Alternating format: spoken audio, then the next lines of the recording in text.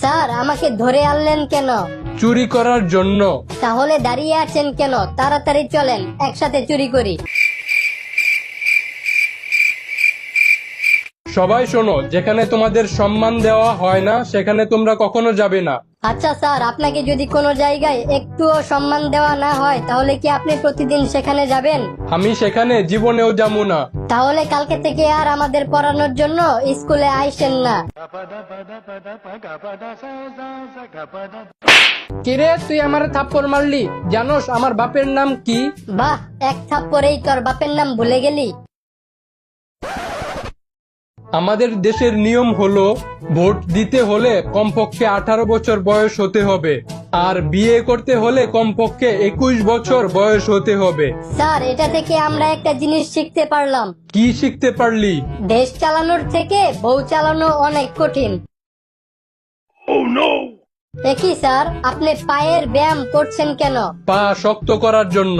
আপনার তো ভুঁড়ি কমানোর জন্য পেটের ব্যায়াম করা উচিত। পেটের ব্যায়াম করছিলাম কিন্তু ভুঁড়ি কমে নাই, তাই ভুঁড়ির ওজন যাতে ঠিকমতো সামলাতে পারি সেই জন্য পায়ের ব্যায়াম করে পা দুইটা শক্ত করতেছি।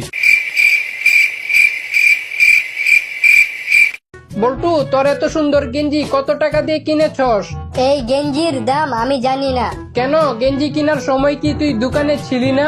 আমি দোকানে ছিলাম ঠিকই, কিন্তু দোকানদার ছিল না।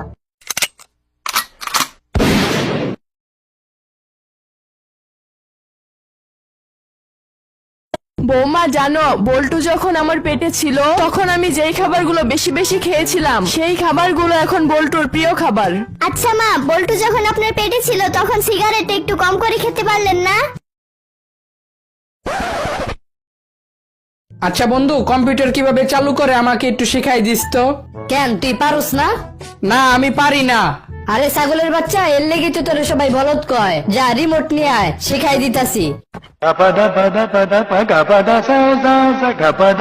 আচ্ছা বল্টু, বলতো মেয়েদের কান্না কিভাবে থামাতে হয়?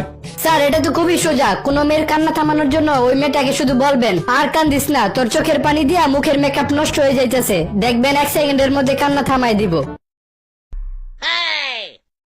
আচ্ছা বল্টু, বলতো আমাদের দেশ একদিন দুর্নীতি মুক্ত হবে, এটা কোন টেন্স? স্যার, এটা তো ফিউচার ইম্পসিবল টেন্স।